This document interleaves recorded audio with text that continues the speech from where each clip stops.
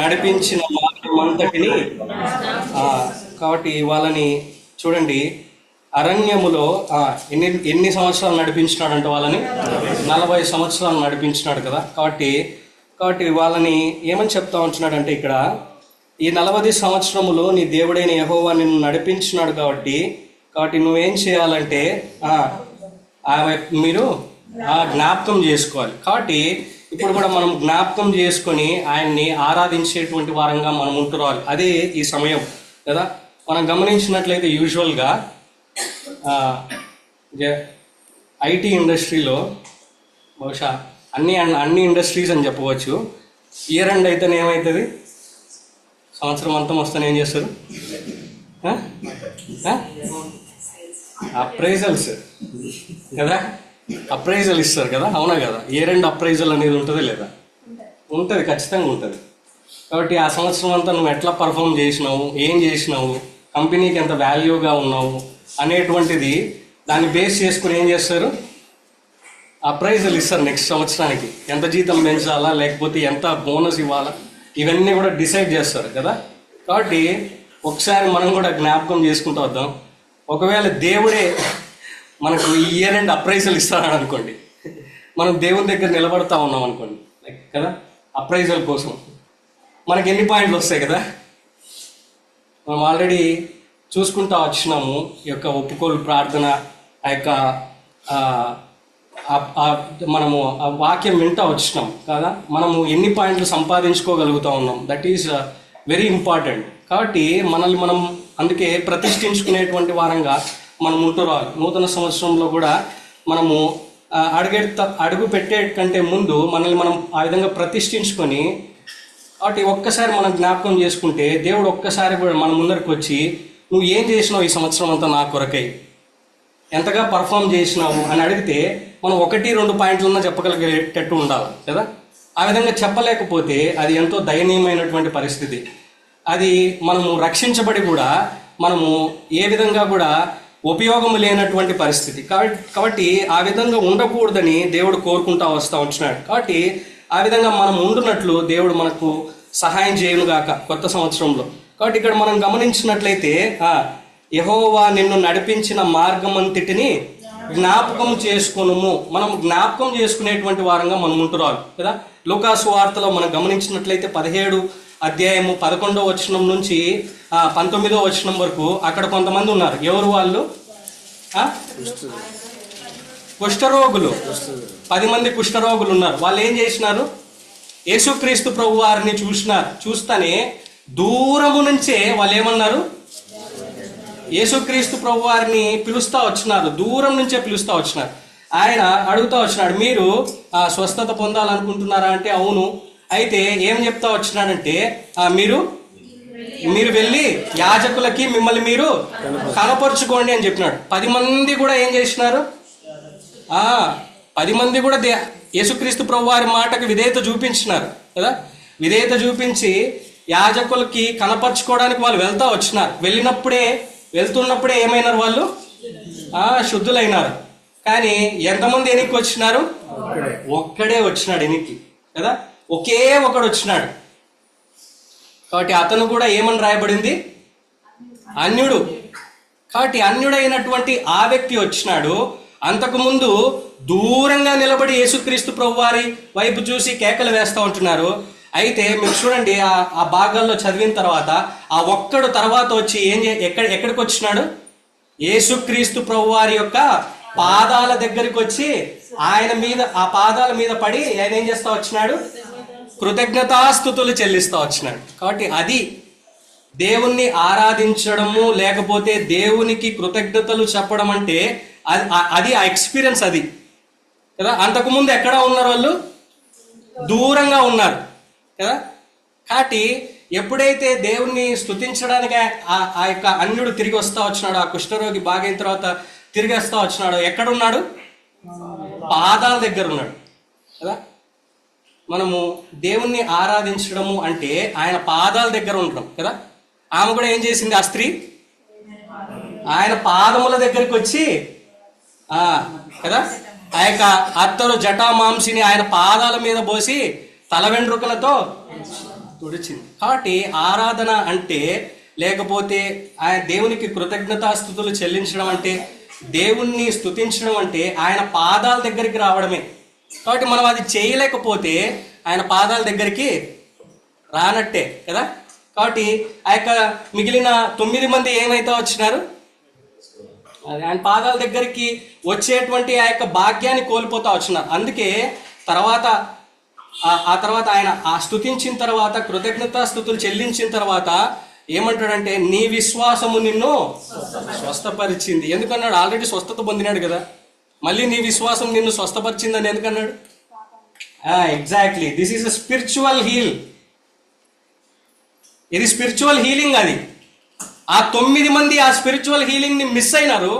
ఈ ఒక్కడు యేసుక్రీస్తు ప్రభు వారి యొక్క పాదాల దగ్గరకు వచ్చి ఆయన్ని కృతజ్ఞతాస్తుతులు చెల్లించి ఆ ఎక్స్పీరియన్స్ ని పొందుకొని ఆ యొక్క స్పిరిచువల్ హీలింగ్ ని పొందుకుంటూ వచ్చినాడు, ఆ యొక్క ఆత్మ సంబంధమైనటువంటి హీలింగ్ ని పొందుకుంటూ వచ్చినాడు. కాబట్టి మనం కూడా ఒకప్పుడు ఆ కుష్ఠరోగి వలె ఉంటా వచ్చినాం, దేవుని యొక్క యేసుక్రీస్తు ప్రభు వారికి దేవునికి దూరంగా ఉంటూ వచ్చినాం.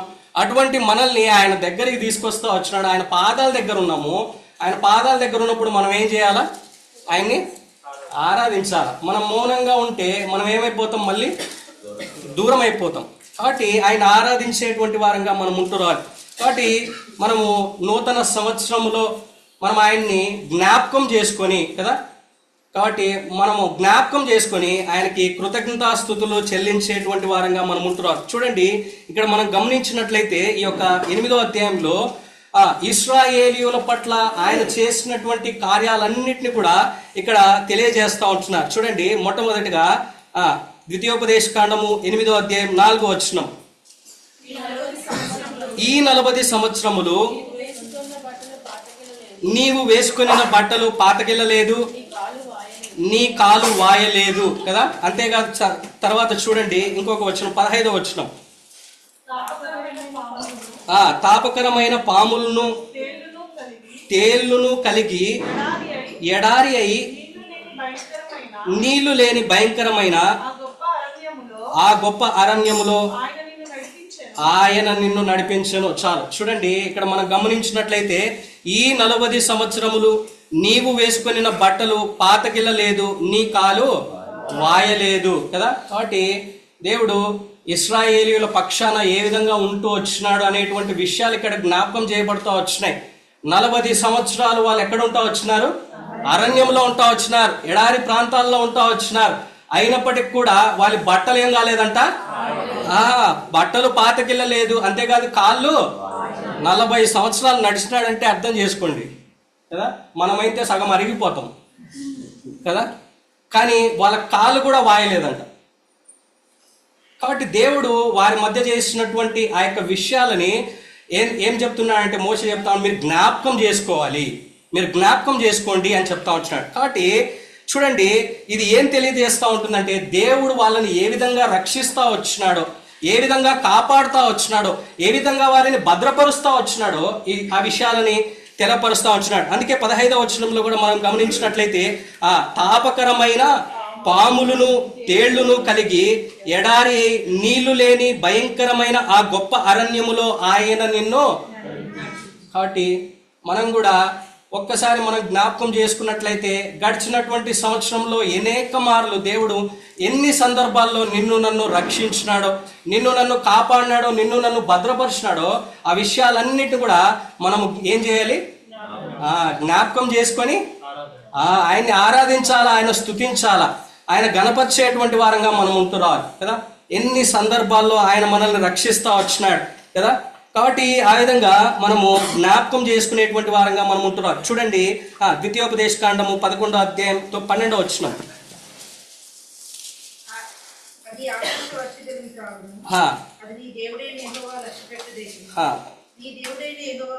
నీ దేవుడైన యెహోవా కనులు సంవత్సరాది మొదలుకొని సంవత్సరాంతం వరకు. కాబట్టి సంవత్సరం మొదలుకొని సంవత్సరాంతం వరకు కూడా ఆయన కన్నులు ఎవరి మీద ఉన్నాయంట? కాబట్టి మన మీద ఉంటా వచ్చినాయి, నీ మీద నా మీద ఆయన కన్నులు ఉంటా వచ్చినాయి. ఆయన మనల్ని కాపాడుతూ వచ్చినాడు, భద్రపరుస్తూ వచ్చినాడు. అనేక మార్లు మనము అనారోగ్యముల గుండా అనేక మార్లు తెలియనటువంటి అపాయాల గుండా మనం వెళ్తా వచ్చినప్పటికి కూడా ఆయన నిన్ను నన్ను కాపాడినటువంటి వాడిగా ఉంటూ వచ్చినాడు. అంతేకాదు చూడండి, ఆయన ఎట్లా చూసుకున్నాడంట చూడండి, ద్వితీయోపదేశకాండము 32వ అధ్యాయము 10వ వచనం.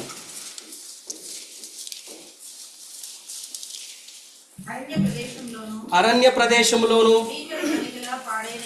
భీకర ధ్వని గల పాడైన ఎడారిలోను వాని కనుగొని ఆవరించి పరామర్శించి తన కనుపాప వలె వాణ్ణి, చూడండి ఆ విధంగా నిన్ను నన్ను ఆయన ఏం చేస్తా వచ్చినాడు, కనుపాప వలె. మన కంటి మీద ఏమన్నా వాళ్ళతో ఏం చేస్తా అంటాం మనం ఇమ్మీడియట్గా, అంటే ఇమ్మీడియట్గా దుమ్ము పడినా కానీ ఇమ్మీడియట్గా ఇట్లా కదా, అంటే అంత జాగ్రత్తగా నిన్ను నన్ను ఆయన కాపాడుకుంటూ వచ్చినాడు. కాబట్టి అందును బట్టి మనము ఆయన్ని ఆరాధించేటువంటి వారంగా మనం ఉంటున్నాం. చూడండి ఇంకా కీర్తనలు 121వ అధ్యాయము 5వ వచనం.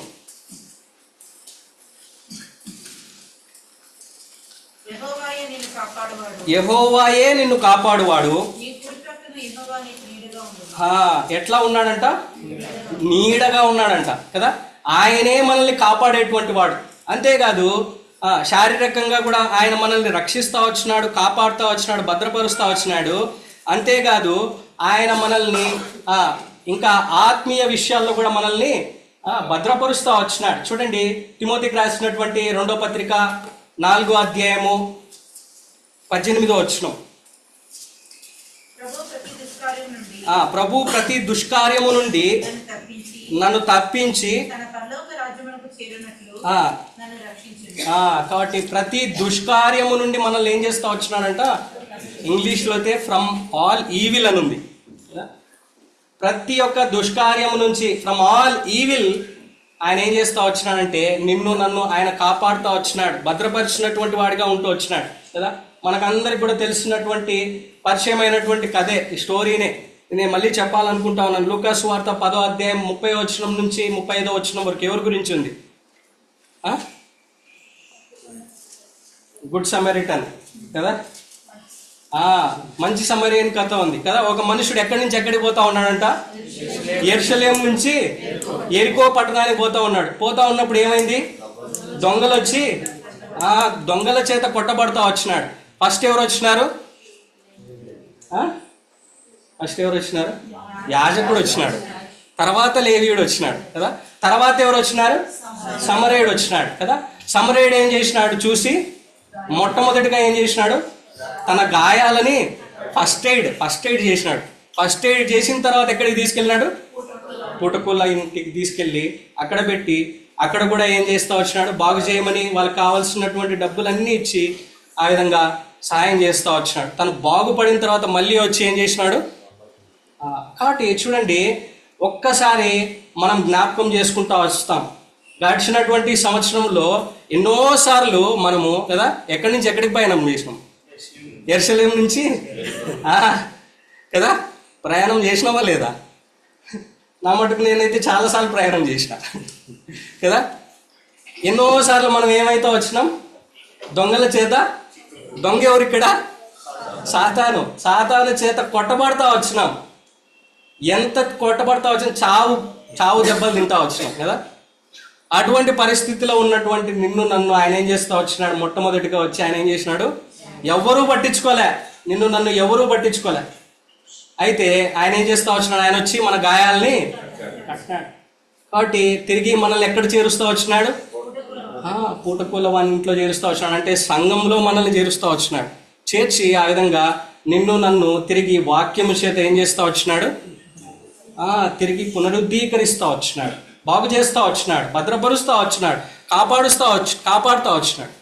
కాబట్టి ఎన్నిసార్లు మనం ఆ విధంగా పడిపోయినా ఆయన మనకి భద్రత కలుగజేస్తూ వచ్చినాడు. కాబట్టి మొట్టమొదటిగా మనము అందుకే ఆయన ఏం చేయాలంటే ఆయన్ని మనము ఆరాధించేటువంటి వారంగా మనం ఉంటున్నాం.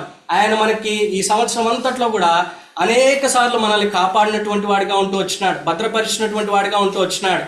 కాబట్టి అందును బట్టి రక్షించినటువంటి వాడిగా ఉంటూ వచ్చినాడు. అందును బట్టి మనం ఆయన్ని ఏం చేయాలి, ఈ సంగతులన్నీ కూడా మనం జ్ఞాపకం చేసుకొని ఆయన్ని ఆరాధించేటువంటి వారంగా మనం ఉంటున్నాం. తర్వాత చూడండి, మనం గమనించినట్లయితే ద్వితీయోపదేశకాండము 8వ అధ్యాయం 3వ వచనం.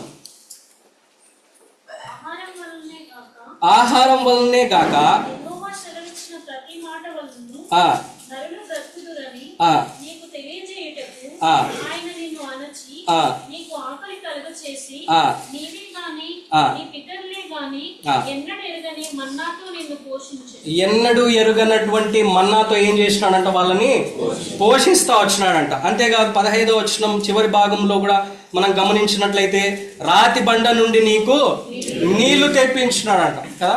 వాళ్ళకి కావలసినటువంటి ఆహారాన్ని, అదే విధంగా వాళ్ళకి కావలసినటువంటి నీళ్ళని ఆయన ఏం చేస్తా వచ్చినాడు? అనుగ్రహించినటువంటి వాడిగా ఉంటూ వచ్చినాడు, దయచేసినటువంటి వాడిగా ఉంటూ వచ్చినాడు కదా. ఆయన ఆ విధంగా దయచేసేటువంటి దేవుడిగా ఉంటూ వచ్చినాడు. కాబట్టి మనం కూడా ఒకసారి మన జీవితాల్లో యొక్క గడిచినటువంటి సంవత్సరం, వాళ్ళకి దాదాపు 40 సంవత్సరాల అరణ్యంలో. కాబట్టి ఇప్పుడు మన ఏజ్ మనం లెక్కేసుకొని ఇన్ని సంవత్సరాల్లో మనకు కదా ఎన్నిసార్లు ఆయన దయచేసినటువంటి దేవుడిగా ఉంటూ వచ్చినాడో మనం జ్ఞాపకం చేసుకొని ఈ యొక్క కొత్త సంవత్సరంలో మనం ఆయన ఏం చేయాలి? ఆయన ఆరాధించేటువంటి వారంగా మనం ఉంటున్నారు. ఆయన మనకు దయచేసినటువంటి వాడిగా ఉంటూ వచ్చినాడు. చూడండి, కీర్తనలు 37వ అధ్యాయం 25వ వచనం. కీర్తనలు 37:25.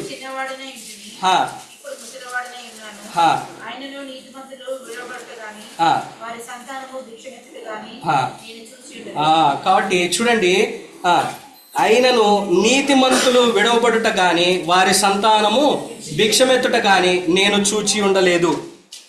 లేచి నిలబడి చరణం ద్వారా ఆరాధిస్తాం. కొత్త సంవత్సరంలో ప్రవేశం మిగిలిన వాక్యం విన్నాం, అయిపోయింది. లేచి నిలబడి దేవుని స్తుతించాలండి, దేవుని స్తుతించాలండి. అంటే 253వ పాట.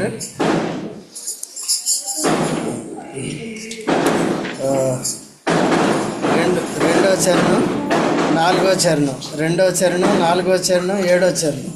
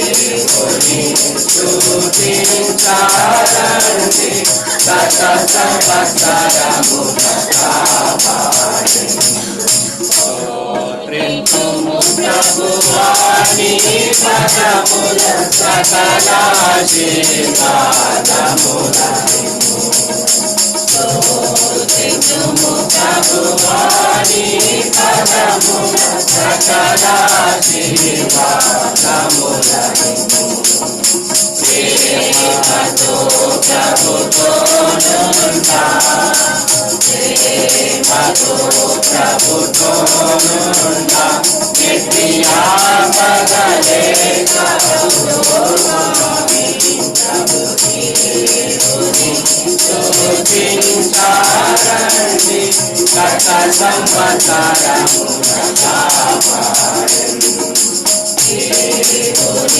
స్తుతించారండి శత సంవత్సరమున కాపాడి కీడు మనలను చేరతను కీడు మనలను చేరతను తోడి కీడుల నుండి కాపాడినది మహాదేవుని స్తుతించారండి శత సంవత్సరమున కాపాడి దేవుని స్తుతించారండి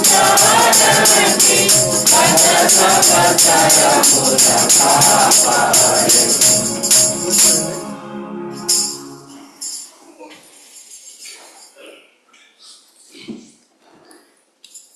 కాబట్టి మనం గమనించినట్లయితే కీర్తనలు 37:25 వచనం ప్రకారము నీతిమంతులు విడవబడుట కానీ వారి సంతానం భిక్షమెత్తుట కానీ నేను చూసి ఉండలేదు. కాబట్టి ఆయన మనల్ని మర్చిపోయినటువంటి దేవుడు కాదు. ఆయన మనకు కావాల్సినటువంటివన్నీ కూడా అనుగ్రహిస్తున్నటువంటి దేవుడు. అందుకే ఆయన చెప్తా ఉంటున్నాడు మత్తయి సువార్తలో మనం గమనించినట్లయితే మీకు కావాల్సినవన్నీ కూడా ఆయనకి తెలుసు. కాబట్టి మనకేం కావాలో ఆయనకు తెలుసు. కాబట్టి దాని గురించి మనం చింతించాల్సినటువంటి అవసరం లేదని ఆయన చెప్తా ఉంటున్నాడు మనము. కాబట్టి ఆ విధంగా చూడండి 6వ అధ్యాయము 31వ వచనం.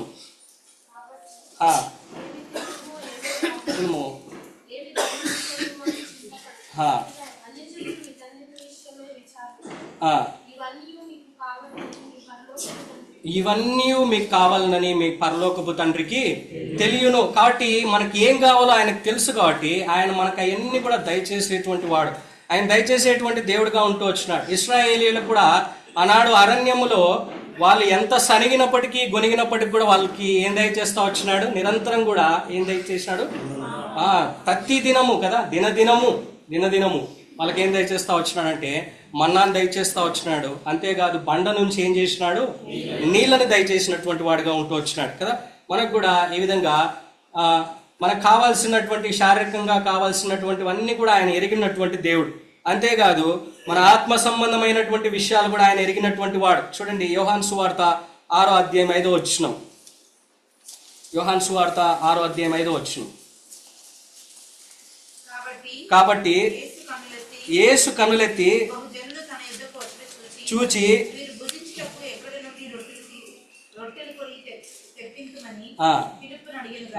ఫిలిప్పుని అడిగి. చూడండి ఇక్కడ ఏం చేసినాడంట? కాబట్టి యేసు కనులెత్తి ఏం చేసినాడంట? కనులెత్తి చూసినాడంట. కాబట్టి మనల్ని కూడా కనులెత్తి చూస్తా ఉంచున్నాడు. మనకి ఏం కావాలో ఆయనకు తెలుసు. ఆయన మనల్ని చూస్తా ఉంచున్నాడు. మనం ఎంత ఆకలితో ఉన్నామో తెలుసు కదా. కాబట్టి అందును బట్టి మనకి మన ఆకలి తెలిసినటువంటి వాడే. మనం వాక్యం కొరకై అపేక్షించున్నామని ఆయన ఎరిగినటువంటి వాడుగా ఉంటూ వచ్చినాడు. అందును బట్టి ప్రతి దినము కూడా మనకు ఆయన ఏం చేస్తూ ఉంటున్నాడు? వాక్యాన్ని అందిస్తూ ఉంటున్నాడు. సంఘము ద్వారా, సహవాసం ద్వారా, ప్రతి దినము కూడా నియామక కూడికల ద్వారా, ఆదివారం ద్వారా ప్రతి దినము కూడా మనకేం చేస్తూ ఉంటున్నాడు ఆయన? ఆయన మనకు కావాల్సినటువంటి ఆహారాన్ని దయచేసినటువంటి వాడిగా ఉంటూ వచ్చినాడు. చూడండి 6వ అధ్యాయం 35వ వచనం. యోహాను సువార్త 6వ అధ్యాయం. అందుకు యేసు వారితో ఇట్లనెను, జీవాహారము నేనే, నా యొద్దకు వచ్చువాడు ఏ మాత్రమును ఆకలిగొనడు, నా యందు విశ్వాసం ఉంచువాడు ఎప్పుడును దప్పికొనడు. కాబట్టి మనము ఆయనే జీవాహారమై ఉన్నాడు. ఆయనే మనకు కావాల్సినటువంటి, మన ఆత్మకు కావాల్సినటువంటి ఆహారాన్ని అందిస్తూ ఉంటున్నాడు కదా. అందుకే మత్తయి సువార్తలో కూడా ప్రార్థనలో కూడా అదే చెప్తా ఉంటున్నాడు. ఏం కావాలంటున్నాడు? అనుదిన ఆహారము నాకు దయచేయము. మన ఆకలి ఎరిగినటువంటి వాడిగా ఉంటూ వచ్చి గడిచినటువంటి సంవత్సరంలో ప్రతి దినము కూడా మనల్ని తన వాక్యము చేత ఆయన నింపినటువంటి వాడిగా ఉంటూ వచ్చినాడు. ఆ విధంగా నింపి మనకి అనేకమైనటువంటి మేలు కలగజేసినటువంటి వాడిగా ఉంటూ వచ్చినాడు. ఫిలిప్పీలకు రాసినటువంటి పత్రిక 4వ అధ్యాయం 19వ వచనం.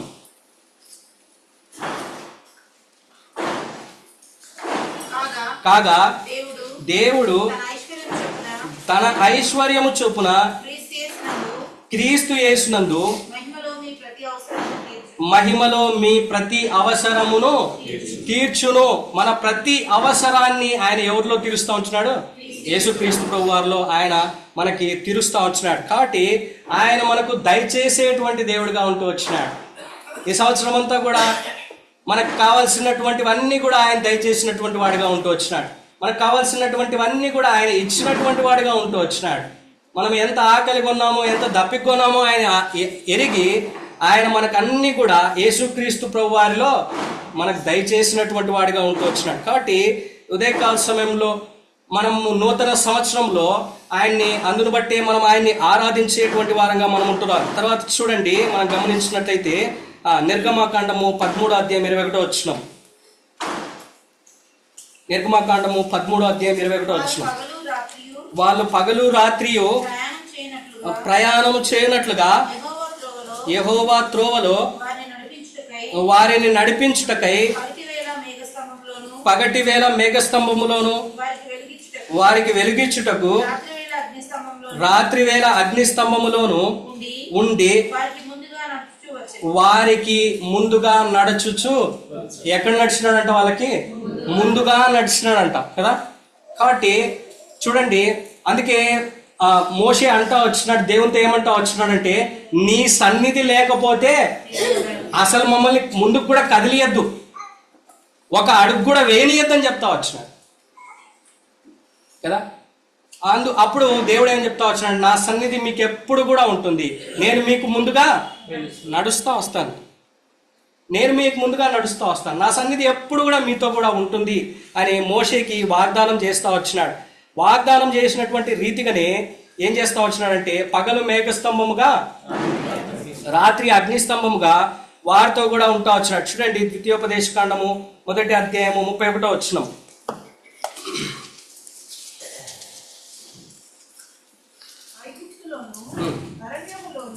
మీ కొరకు చేసినట్టు మీ పక్షముగా యుద్ధము చేయును.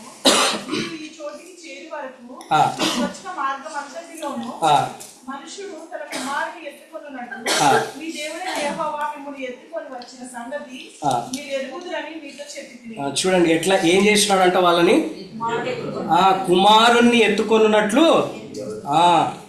కుమారుణ్ణి ఎత్తుకుంటే ఎట్లా కదా, మా పేరెంట్స్ ఏం చేస్తారు, పిల్లల్ని ఎక్కడ ఎత్తుకుంటారు? సంకలో ఎత్తుకుంటారు కదా. కాబట్టి దేవుడు ఇశ్రాయేలీలను ఏం చేసినాడంట, కుమారుణ్ణి ఎత్తుకున్నట్లు ఎత్తుకున్నాడంట.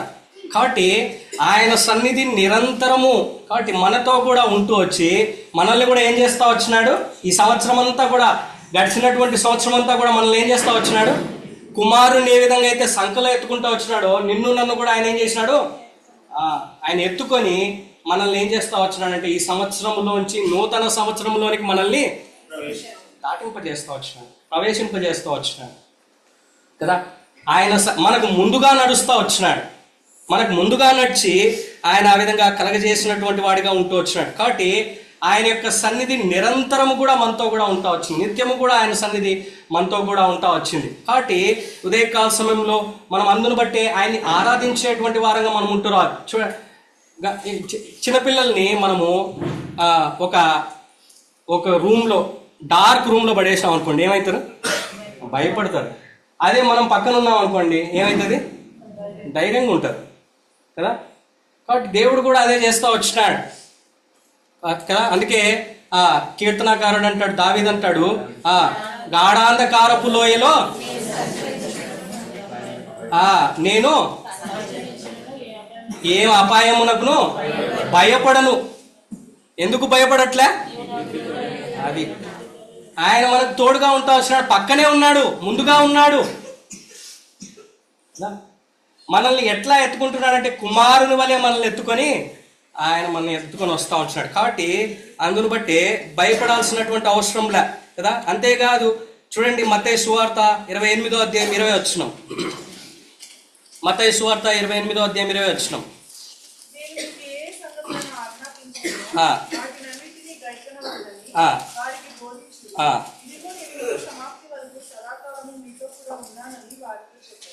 కాబట్టి ఇక్కడ అంటూ ఉన్నాడు, నేను మీకు ఏ ఏ సంగతులు ఆజ్ఞాపించుతునో వాటినన్నిటినీ గైకొనవలనని. కాబట్టి వారికి బోధించేటువంటి వారంగా మనం ఉంటూ రావాలి. అంతేకాదు అందుని బట్టి మనం ఆ విధంగా బోధించినట్లయితే, అంతేకాదు ఆయన ఆజ్ఞాపించినటువంటివన్నీ కూడా మనము నెరవేర్చినట్లయితే ఆయన ఎట్లా ఉంటాడంట, ఇదిగో నేను యుగా సమాప్తి వరకు సదాకాలము, అది సదాకాలము మనతో కూడా ఉండేటువంటి దేవుడు. సదాకాలము ఆయన మనతోనే ఉంటున్నాడు కదా, ఆయన సన్నిధి ఎప్పుడు కూడా మనతోనే ఉంటూ వస్తుంది. అందును బట్టి ఉదయకాల సమయంలో మనం ఆయన్ని ఆరాధించేటువంటి వారంగా, మనం ఆయన్ని స్తుతించేటువంటి వారంగా, ఆయన్ని గణపరిచేటువంటి వారంగా మనం ఉంటున్నాం. తర్వాత చూడండి, మనం గమనించినట్లయితే వాళ్ళకి ఇంకా ఏం చేస్తూ వచ్చినాడో ఇశ్రాయేలీయులను చూడండి. యెహోషువ గ్రంథము 21వ అధ్యాయము, యెహోషువ గ్రంథము 21వ అధ్యాయము 44వ వచనం. యెహోవా వారి పితరులతో ప్రమాణం చేసిన వాటన్నిటి ప్రకారము ఆ, అన్ని దిక్కులందు వారికి విశ్రాంతి కలుగజేశాడు. చాలు చూడండి, యెహోవా వారి పితరులతో ప్రమాణం చేసిన వాటన్నిటి ప్రకారము అన్ని దిక్కుల యందు వాళ్ళకి ఏం చేసినాడంట, విశ్రాంతిని కలగజేస్తా వచ్చినాడు. కాబట్టి దేవుడు వాళ్ళకి ఏం కలగజేస్తా వచ్చినాడంటే సమాధానాన్ని, విశ్రాంతిని కలగజేసినటువంటి వాడిగా ఉంటూ వచ్చినాడు. అదేవిధంగా నీకు నాకు కూడా మన జీవితాల్లో గడిచినటువంటి దినాల్లో అన్నిట్లో కూడా, సంవత్సరం అంతట్లో కూడా నీకు నాకు ఆయన ఏం దయచేస్తా వచ్చినాడంటే విశ్రాంతిని, సమాధానాన్ని దయచేసినటువంటి వాడిగా ఉంటూ వచ్చినాడు. మన వ్యక్తిగత జీవితాల్లో అయితేనేమి, మన యొక్క కుటుంబ జీవితంలో అయితేనేమి, మనం పనిచేసేటువంటి చోట్ల అయితేనేమి, సంఘంలో అయితేనేమి, సహోదరుల మధ్య అయితేనేమి, ఆయన మనకేం కలుగజేస్తా వచ్చినాడు, సమాధానాన్ని కలుగజేస్తా వచ్చినాడు. ఆ యొక్క పూర్ణమైనటువంటి శాంతిని మనకేం చేస్తా వచ్చినాడు, అనుగ్రహించినటువంటి వాడిగా ఉంటూ వచ్చినాడు. అంతేకాదు మన జీవితాల్లో మనం గమనించినట్లయితే కదా, అనేక సందర్భాలు పేతురు వలె, లేకపోతే మనము ఆ యొక్క శిష్యులు ఏం చేస్తా ఉన్నారు, దోణిలో ఎక్కినప్పుడు ఎట్లా ఉన్నారు, ఏమొచ్చింది, అలలు వచ్చినాయి, తుఫాన్లు వచ్చినాయి కదా, తుఫాన్ వచ్చింది, వాళ్ళు ఎంతో భయపడిపోతా వచ్చినారు. అయితే యేసుక్రీస్తు ప్రభువు వారు ఏమంటా వచ్చినాడు, భయపడకుడి కదా. అనేక మార్లు మనం కూడా తుఫాను లాంటి పరిస్థితిలో గడిచినటువంటి సంవత్సరంలో మనం ఉన్నప్పుడు ఆయన మనకి తోడుగా ఉండి, ఆయన మనకి సమాధానం దయచేసినటువంటి వాడుగా, ఆయన పరిపూర్ణమైనటువంటి శాంతిని అనుగ్రహించినటువంటి వాడిగా ఆయన ఉంటూ వచ్చినాడు. చూడండి, యోహాను సువార్త 14వ అధ్యాయం 27వ వచనం.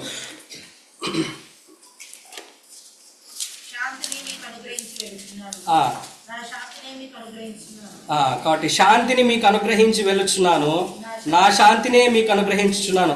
చూడండి, కింద సమాధానము అని రాయబడతా వచ్చింది. కాబట్టి ఆ యొక్క పూర్ణమైనటువంటి సమాధానము, సంపూర్ణమైనటువంటి సమాధానము నీకు నాకు ఆయన దయచేసినటువంటి వాడిగా ఉంటూ వచ్చాడు. చివరిగా ఒక మాట చదువుకొని మనం ముగించుకుందాం, ఆరాధనలో ప్రవేశిద్దాం. ఫిలిప్పీలకు రాసినటువంటి పత్రిక 4వ అధ్యాయము 7వ వచనం. అప్పుడు సమస్త జ్ఞానాలకు మించిన దేవుని సమాధానము యేసుక్రీస్తు వలన మీ హృదయములకును మీ తలంపులకును కావలి ఉంది. కాబట్టి చూడండి, సమస్త జ్ఞానమునకు మించిన దేవుని సమాధానము యేసుక్రీస్తు వలన మీ హృదయములకు మీ తలంపులకు ఏముంటదంట. కాబట్టి అటువంటి సమాధానాన్ని మనకి ఇచ్చినాడు. అది ఏం చేస్తా ఉందంటే మన హృదయాలకి, మన తలంపులకి కావలిగా ఉంటా వచ్చింది.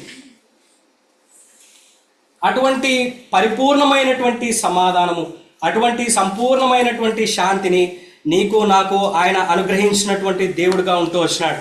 కాబట్టి అందును బట్టే ఉదయకాల సమయంలో మనం ఆయన్ని ఆరాధించేటువంటి వారంగా మనం ఉంటున్నాం. కాబట్టి మొట్టమొదటిగా మనం గమనించినట్లయితే ఆయన మనల్ని రక్షించినటువంటి వాడిగా, కాపాడినటువంటి వాడిగా, భద్రపరిచినటువంటి వాడిగా ఉంటూ వచ్చినాడు.